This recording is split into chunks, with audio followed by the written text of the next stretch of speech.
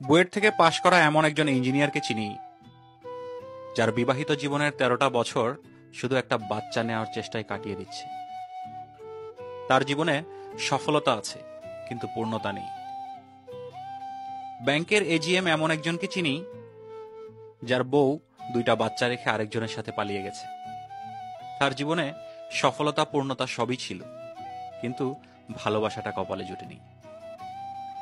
একজন এমবিবিএস ডাক্তারকে চিনি, যিনি পড়ালেখা শেষ করে ভালো কিছু করার জন্য দেশের বাইরে চলে যান। তারপর বিবাহের প্রস্তাব দেন 14 বছরের ভালোবাসার মানুষটির পরিবারে। শুধুমাত্র ছেলে প্রবাসী বলে বিবাহ দেননি। ভালো চাকরি মানেই সবকিছু নয়। প্রেম করে পালিয়ে বিয়ে করা এক মেয়ের গল্প জানি। কি নিদারুণ অত্যাচার সহ্য করে একদিন গলায় বিষ ঢেলে দিল। ভালোবাসার জন্য ঘর ছেড়েছিল, সফলতা আসেনি কখনো। দেশসেরা বিশ্ববিদ্যালয়ে পড়ুয়া এক মেয়ের গল্প বলি। শুধু গায়ের রংটা কালো বলে প্রেমিকের বাবা মায়ের হাজারো অবহেলার কথা মাথায় তুলে নিয়েও রিলেশনটা শেষ পর্যন্ত ব্রেকআপ করতে হয়েছিল। সেরা বিশ্ববিদ্যালয়ের আইডি কার্ড ঝুলিয়েও সে সুখী হতে পারেনি। ক্যারিয়ার গঠনের জন্য যে মেয়ে তার বাবা মাকে বিয়ের কথা উচ্চারণ পর্যন্ত কোনোদিন করতে দেয়নি, সে মেয়েটির শেষ পর্যন্ত বিয়েই হয়নি। টাকা পয়সা সব আছে, শুধু স্বামী সংসার নেই। চাকরি না পাওয়া তরুণের গল্পটা আরো করুন।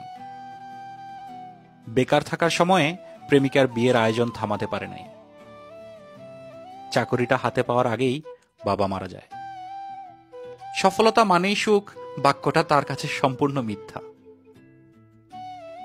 পুলিশের একজন ঊর্ধ্বতন কর্মকর্তাকে জানি, যিনি ভাগ্যের গেড়াকলে পড়ে সন্তান হারিয়েছেন, স্ত্রীকে হারিয়েছেন, সংসার চাকরি সব হারিয়েছেন। এখন ক্ষমতাহীন নিঃস্ব জীবন যাপন করছেন। সফলতা তার জীবনে সুখ আনতে পারেনি। একজন প্রফেসরের সাথে আমার কথা হয়েছিল। তিনি বলেছিলেন, বিবাহের 4 বছর থেকে আমার স্বামী অসুস্থ। আজ 12 বছর হলো 2 সন্তান ও অসুস্থ স্বামী নিয়ে সংসার করছি।